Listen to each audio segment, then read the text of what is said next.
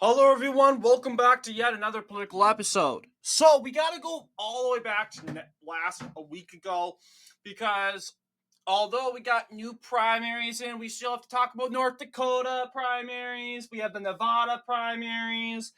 We have those primaries going on in the down ballot, but of course, um, we have other primaries that we couldn't get to in time. That was the New Jersey primaries. We're gonna squeeze those in. So supposedly there's going to be two videos in one day. Just one video from this week and one video from last week's primaries to cover. So yeah, it's a week old news, but we're going to go ahead and talk about the New Jersey primary, which is going to be pretty interesting. So we have mainly New Jersey's primary, mainly consisting of the United States Senate. And that's pretty much the only race that is going on. They don't have an attorney general. They don't have a state auditor. In fact, they don't even elect their state auditors. The governor and the senator are the only statewide races elected in New Jersey. So we know for a fact that the United States Senate is the only race involved in the state of New Jersey. So we're going to go ahead and talk about what's going on in New Jersey. So who's the current senator? Bob Menendez. And Bob Menendez has been convicted on several charges for bribery. And as a result, Bob Menendez is outing out because apparently, Menendez declared his run. I believe he withdrew.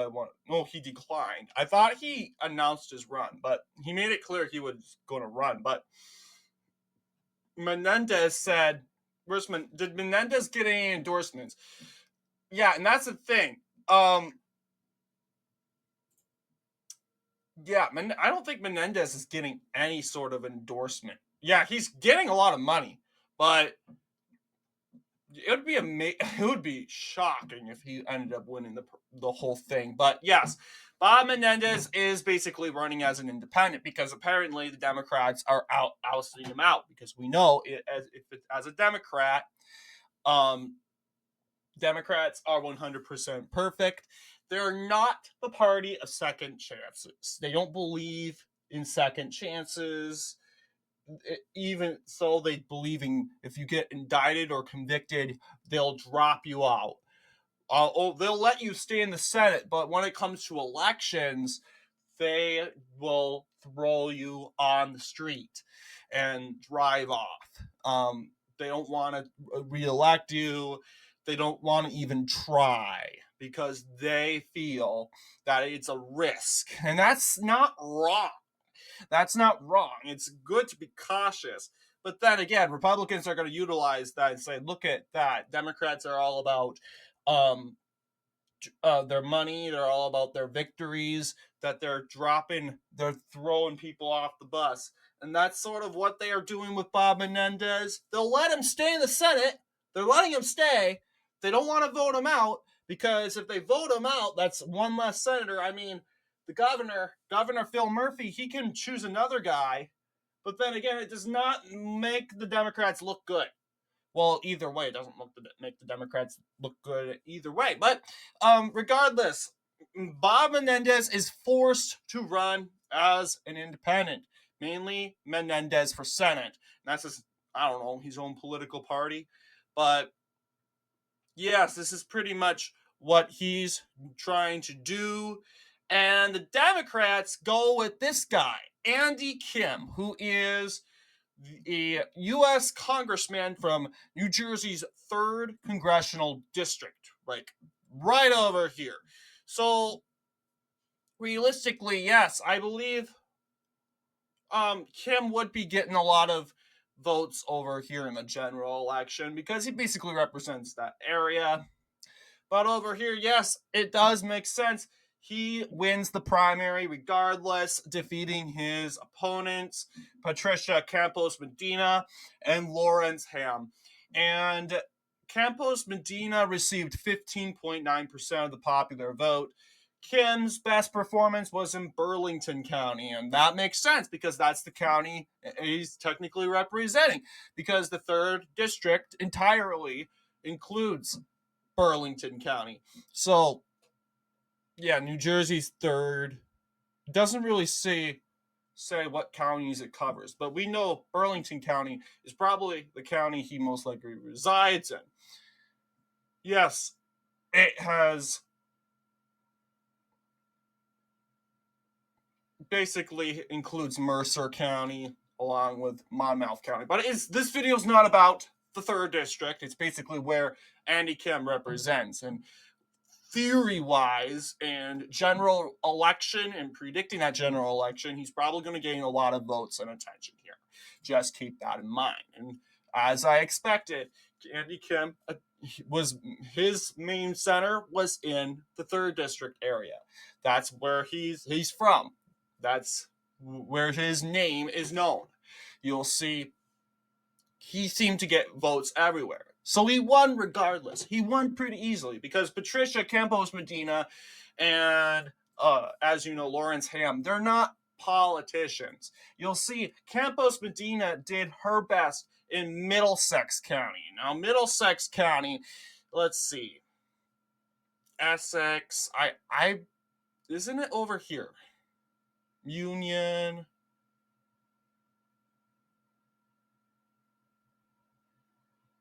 Middlesex County. But yeah, she did her best in Middlesex County. Oh, right here, Middlesex County. And that's where Andy Kim did his poorest, his not so best performance. And that's over here. Reason why? Once again, I don't really know why. Maybe poor turnout, low turnout here. I wouldn't say low, but poor.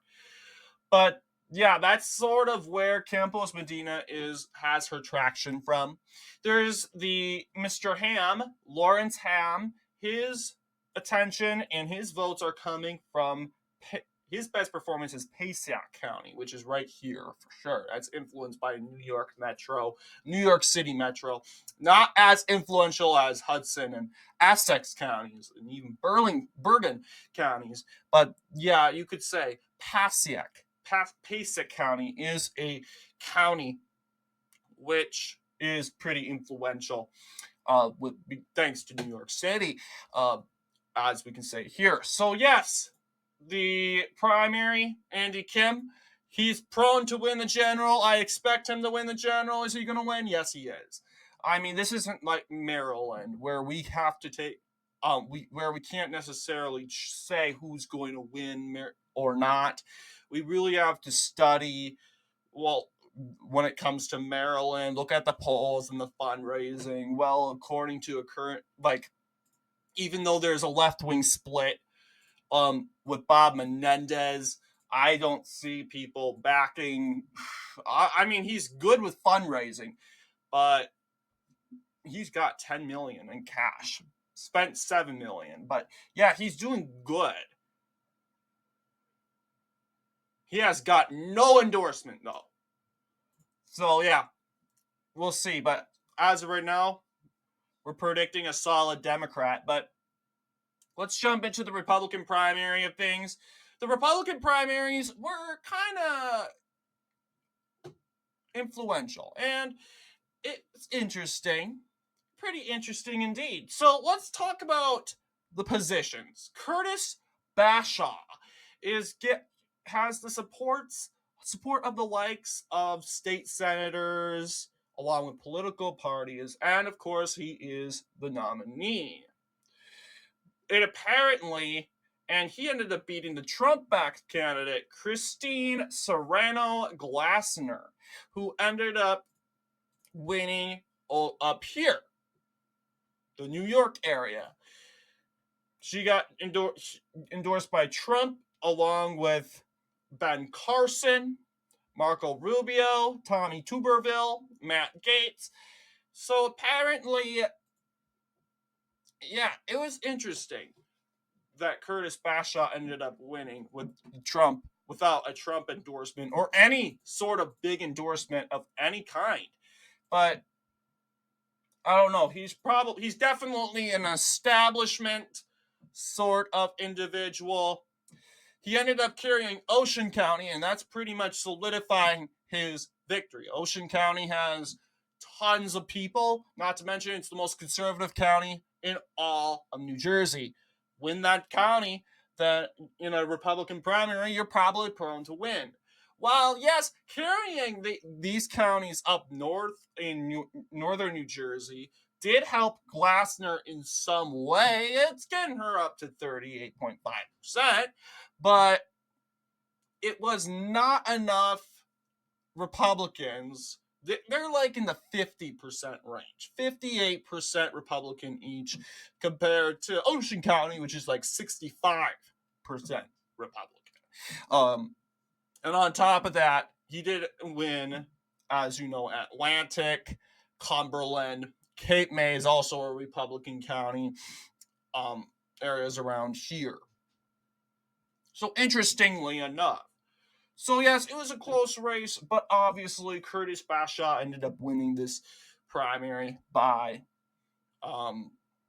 over 5 points. I would have loved to see Glassner win. It bothers me that she didn't win Ocean, but then again, a lot of people say, "Oh, Donald Trump, he shouldn't have endorsed." I don't know. Should Donald Trump have endorsed Glassner and endorsed the candidate in New Jersey specifically? I don't know. The thing is, New Jersey, I think he thought he could because of the New Jersey rally he did in Cape May.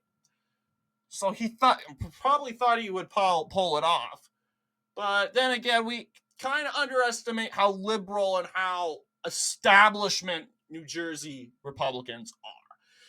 Do I think New Jersey has a lot of Trump Republicans? Absolutely. Absolutely. But where those Trump Republicans are, I can't tell you.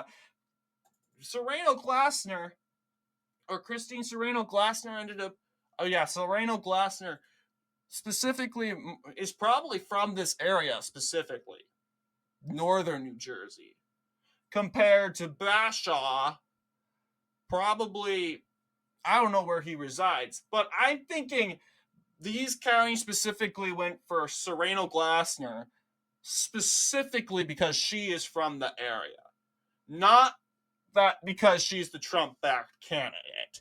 And I think that's kind of how Republicans in New Jersey operate. They vote for the local guy who represents them locally. Oh, we're voting for this guy because he represents our area. He's from our area. Some people even know this guy. We're going to back him. Yeah, that's sort of how they operate. And a lot of these Republicans don't like the division in the Republican Party. Trump-backed candidate, and you demonize the candidate that isn't Trump-backed. They don't like that. So this is just a free will. I'll vote for whoever I feel like I want to vote for, sort of deal. And that's how it kind of operated. Surprisingly, it's still 63% of Republicans voted for Curtis Bashaw in Ocean County. Yeah. And Ocean County is a very big Trump county. So then again, I know a lot of Republicans that just do not like it when we use the term rhino and we use MAGA Republican, rhino Republican, liberal Republican, establishment Republican, neocon Republican. They don't like those terms because they see those terms as why the Republican Party is doing bad. That's their perspective. They feel like we're dividing us up. We're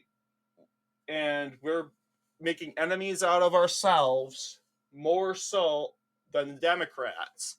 And that's why they are trouncing us. So that's their reasoning. They say we're all Republican at the end of the day. I somewhat agree with that. I agree that Liz Cheney's a Republican? Absolutely not. No, she isn't. She isn't.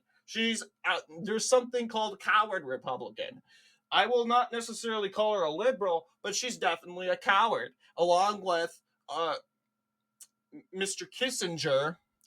They and Alyssa Ferry Griffin, they're cowards, pure cowards. Because when Trump is start getting questioned, and it looks like the Trump train has crashed, and the purge has begun.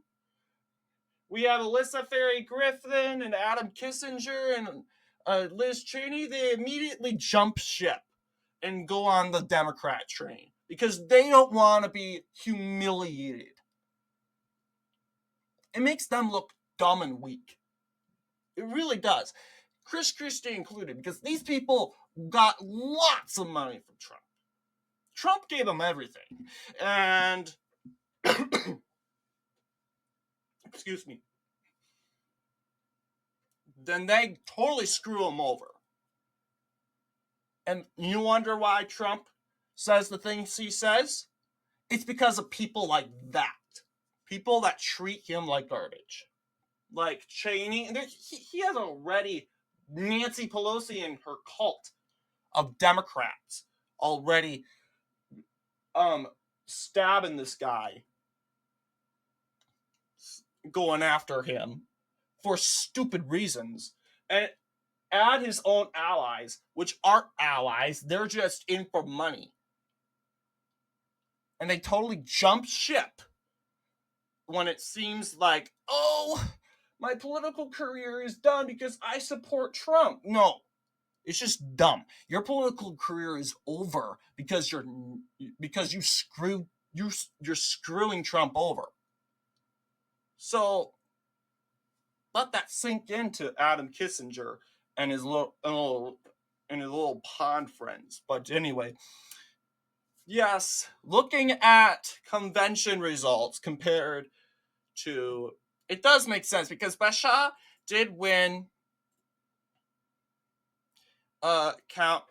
these are county conventions. Sereno Glassner won conventions up in this area. So she has to be from this area, guys. She has to be from up here.